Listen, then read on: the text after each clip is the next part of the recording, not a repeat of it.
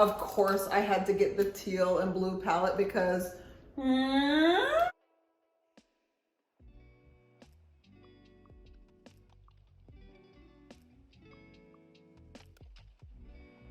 So welcome back to Life with Doc Jana. Today we're going to do a DIY haul from Michael's. I'm working on my fabulous studio space that I'm super proud of, that my little puppy Leo enjoys very much. So I'm going to show you some of the projects that I've been working on. I have a bunch of plants that I've gotten from a local small Black woman-owned business called Cole's in Church Hill. And I didn't want to overwhelm the space with live plants. I only just became a plant mom for real in the past couple of years, and it got very intense during the pandemic. So what I'm thinking about is when the world opens back up again, I'm going to be traveling a lot. Like in 2019, I was traveling like 80-90% of the time. And I don't want it to be super overwhelming because the folks who help take care of my spaces and my life are not the best plant people. So I want to make it easy for them. So I'm doing a combination of real plants and also synthetic plants. So what I have brought home from Michael's today are a bunch of fake plants that look really real and kind of help create the aesthetic that I'm looking for, because this is my studio space that I use for my office, like my home office. I do my YouTube videos, of course, and I do all of my Zoom for work. Oh my gosh, Zoom for work. Also do yoga here, meditation, etc. So I really want the vibe to be really natural, really encouraging. So I'm going to show you what I got.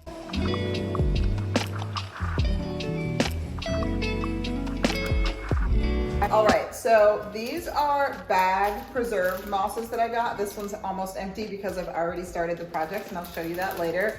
Of course, I had to get the teal and blue palette because I also got these like patch mosses here. Look at these colors, like these are epic. Those are going to be the base for parts of the project. Next up, super excited about my little batch of air plants. So these, again, plastic synthetic air plants, and there goes one. I will show you I have a bunch of live air plants, and I'll show you how I take care of them. They're also really cool. But again, if I'm gone for more than a week, air plants have to be soaked every week. They have to be fertilized. It's a really long process. These look just as good as the real thing, and they require no maintenance. So a bunch of air plants.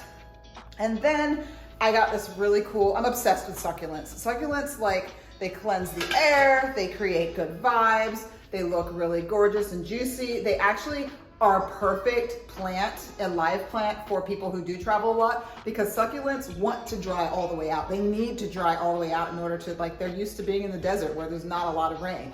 So traveling with these is okay. Got a bunch of those real ones, can show you that later, but these are gonna be part of my little succulent garden of artificial happiness and joy.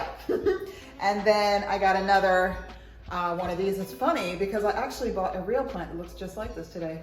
That one's downstairs. Anyway, but this is gonna be one of my, just another decorative one that is in the collection of my little garden. All right, so we'll show you how that's done and what everything looks like.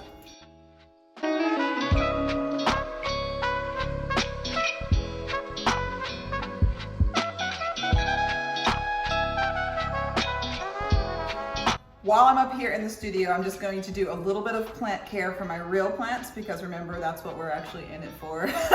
So now I'm gonna take care of my air plants, and you can see my little collection.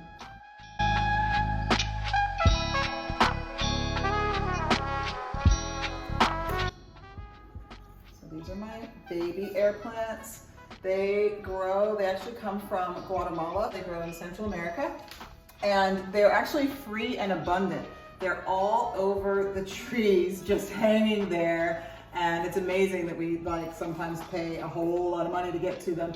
So I actually bought my air plants from a website that is focusing on creating schools in Guatemala for girls. So at least the exorbitant money that I'm paying on the real ones, I'm buying from some really good places. So this is my DIY plant wall in progress. It's not done yet, but you can see it's coming along. I've got some glass orbs here, some little terracotta plants. I've got some artificial things that are here already, but these air plants, again, are my real air plants, and they've got to be taken care of really carefully. So I'm gonna go water them. They have to be soaked for 20 minutes and then shaken off, dried, and then fertilized with a spray once a week. And you can mist them as well. So now I'm going to water the air plants, the natural ones. This is filtered water because they can't handle any kind of like the fluoride that's in the water. Chlorine will kill them. So you want to have either spring water or filtered water that you soak them in once a week. Awesome. So these plants actually absorb their moisture through the leaves and not through the roots. So sometimes people want to like put them in dirt or water them at the base, and it's actually the leaves that they get their moisture through. So that's all done. Excellent. So now I want to show you, here's the real plants, but the artificial plants are awesome as well. And this is the moss. This is real moss that's preserved. And I stick those in my little glass orbs. And then here is an example of my air plant that's artificial from Michaels. Thank you, Michaels. And I just jam them right in there and you get this beautiful little look. Like you really can't even tell the difference between that and the air plants that are real.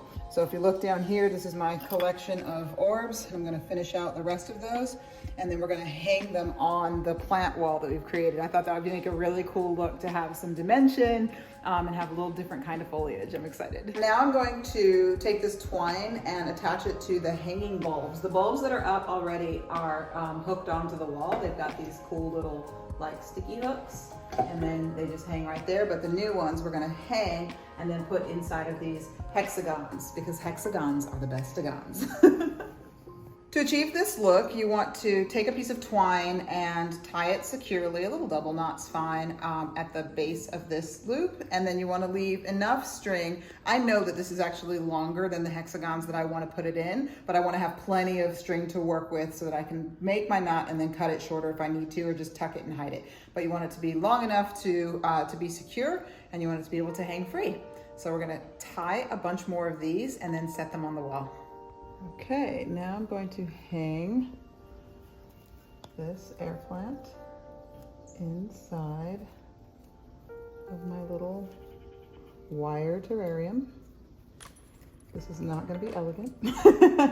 It's very fiddly. Probably I want a little bit more air on that, a little more lift. I'm going to shorten this up.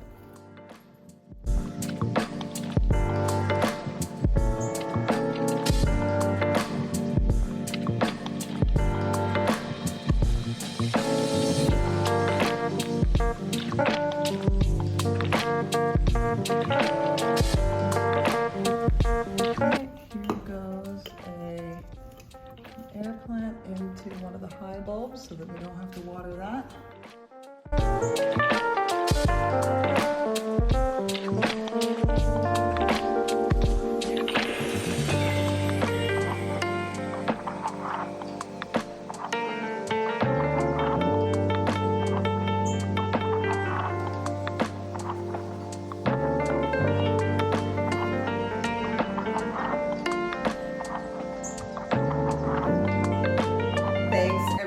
For watching today's episode. I had so much fun sharing my plant life with you.